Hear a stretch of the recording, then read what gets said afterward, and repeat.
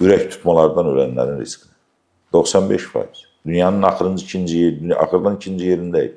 Niyə? Heç fikirləşdim ki, bir, yediyimiz qidalar, iki, mütəmadi həkim müayinəsindən keçməməli.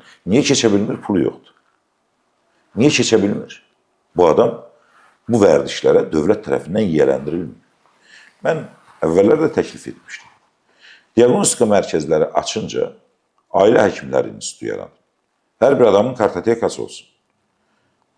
Ailə həkimləri mütəmadi ailəni ziyarət etsin və o kartotekanı doldursun. Bu uşaqlıqdan ta böyüyə qədər ki, bunun hansı xəstəlikləri var və hara müraciət etməlidir.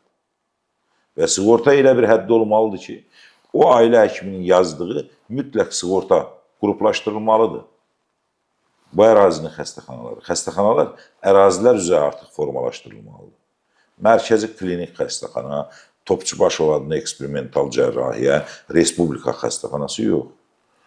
Tutaq ki, Nizami rayonunda yaşayırsan, Nizami rayonunun mərkəzi xəstəxanasına icbari sığorta ilə gedib tikməlisiniz orada, qurmalısınız, getməlidir Nizami sakinlər ora.